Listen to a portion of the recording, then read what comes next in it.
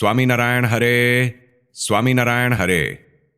वचनामृत श्री गडडा अंत्य प्रकरण का 36वां। कल्याण का असाधारण साधन।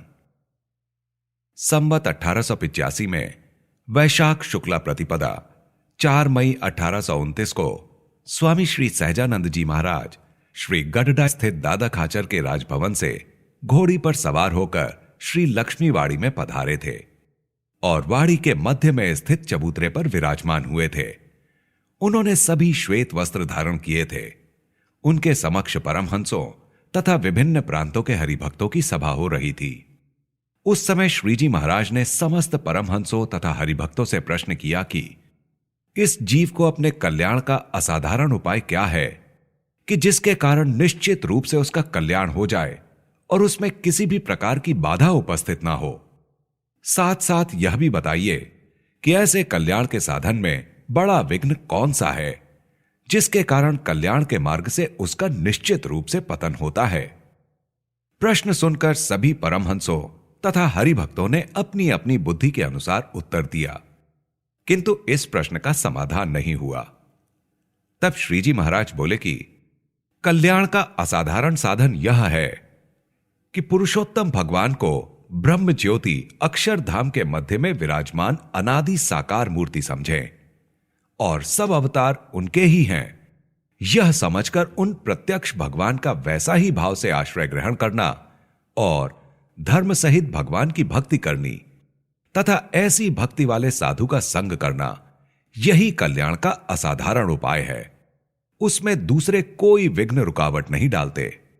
फिर भी उस साधन में बड़ा विघ्न यही है कि शुष्क वेदांती का संग करना। जो पुरुष उस शुष्क वेदांती का संग करता है उससे स्नेह हो जाता है। वह स्नेह भी उसके गुणों से आकृष्ट होकर होता है। जैसे कि किसी ने दुर्भिक्ष की स्थिति में उसकी अन्न जल आदि से सहायता की हो तो उसके साथ स्नेह होता है, क्योंकि उसका उपकार नजर आता है। उसी प्रकार जब वह शुष्क वेदांती ऐसा गुण दिखाता है कि आत्मा को तो जन्म मरण है ही नहीं, क्योंकि आत्मा तो निराकार है, वह चाहे कितने ही पाप करे तो भी उसे दोष नहीं लगता, ऐसी बातें बनाकर वह भगवान की मूर्ति के आकार का ही खंडन कर देता है। यही उस मुमुक्षु के लिए बहुत बड़ा विघ्न है, क्योंकि वह भगवान की साकारोपासना के मार्ग से गिर गया। अतः उस शुष्क वेदांती का संग कभी भी नहीं करना चाहिए, क्योंकि यह शुष्क वेदांती तो घोर अज्ञानी है और भगवान की भक्ति के मार्ग में इससे बड़ा कोई भी अन्य विघ्न नहीं है। इतनी वार्ता कहने के पश्चात श्रीजी महाराज पुनः दादा खाचर के राजभवन में पधारे। वहां उन्होंने पूर्वी द्वार के कमरे के बरामदे में पलंग पर बैठकर इस प्रकार शिक्षा वचन सुनाए कि हमने सभी शास्त्रों का श्रवण करके यह सिद्धांत निर्धारित किया है तथा इस पृथ्वी के सभी स्थानों में भ्रमण किया है तथा अनेक सिद्ध पुरुषों को देखा है। इतना कहकर अष्टांग योगी गोपाल दास जी आदि साधु की बातें बताकर कहने लगे कि मैं तो यही समझता हूं कि भगवान की मूर्ति की उपासना तथा उसका ध्यान, इन दोनों के बिना आत्मा तथा ब्रह्म अर्थात पर ब्रह्म को देखना बिल्कुल असंभव ही है। केवल उपासना द्वारा ही आत्मा एवं ब्रह्म के दर्शन हो सकते हैं, किंतु बिना उपासना किए तो वे दिखते ही नहीं।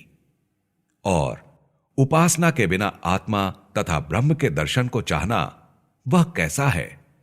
तो जिस प्रकार आकाश को जीभ से 100 वर्ष तक चाटा जाए तो भी उससे कभी भी खट्टा खारा स्वाद आता ही नहीं, उसी तरह भगवान की मूर्ति की उपासना किए बिना अन्य चाहे जितने उपाय किए जाए, परंतु आत्मा और ब्रह्म का साक्षात्कार होता ही नहीं है।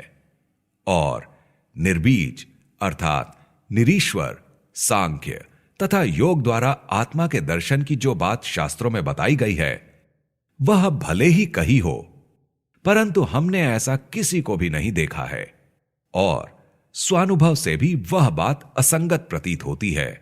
अतः वह बात मिथ्या है। इति वचनामृतम। इस प्रकार से श्री गडडा अंत्य प्रकरण का 36वां वचनामृत पूर्ण हुआ।